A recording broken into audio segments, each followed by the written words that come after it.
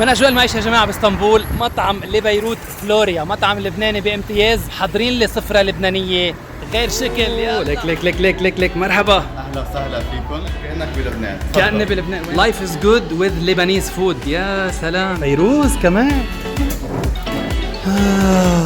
هيدي هي اهم شيء، انه الفتوش والتبوله براس الطاوله، هودي بدونهم ما بيمشي الحال. الكبه اساس، معجنات هودي رقات جبنه. يا سلام، حمص، اوبا، ليك الورق عنب سودا مع دبس الرمان.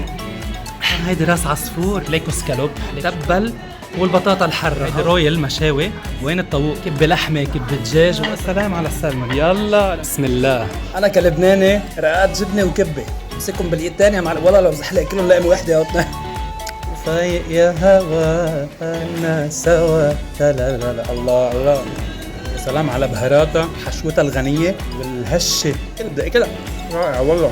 والله كيف فكرت السودا الغرقانة بدبس الرمان، ريحتها بتخوف وبتشهي. هيدي بس لإلي.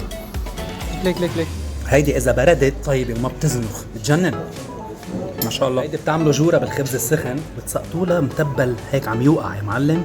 وهيدا بيوقع وين؟ بتمي. سلم لي عليه. يا سلام على الحموضه، سلام على الصح. يا لبنان، اي ميس يو. يا سلام. هو الفتوش اللبناني يا عزيزي. تغنجي لك يقبرني. هيدي لسان العصفور قصة كبيرة، ما بعرف. ما حدا بقول قصه كبيره غيري. ناكل السلمون هلا لانه احلى ما تبرد، بتعرفوا هي سمك. يا سلمون راحت نصها. لا والله، وين بدها تروح؟ هيدي البطاطا مش الفروزن والسكالوب على فكره. مع البصل المشويه. اللحمة هون قصة كبيرة اصلا. So you told me you're Lebanese and living here since 1 year ago, huh? Amazing. The best food in Istanbul, if you ask me. Really? Honestly. شي حلو. هلو. The best food. وبنختم مع المهلبية. يا سلام، وهي القشطة، فنجان قهوة. صب لقلك صب. اخ يا استاذ زياد، شو هالاكل الطيب، شو هالجو اللبناني الحلو.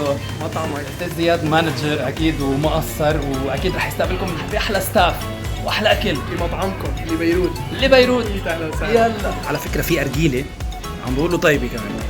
كيري شي رز، وقولوا بلال ما عم بفيدنا، صح؟ اذا بلال ما فاتكم مين بيفيدكم؟ قوية. يلا باي باي.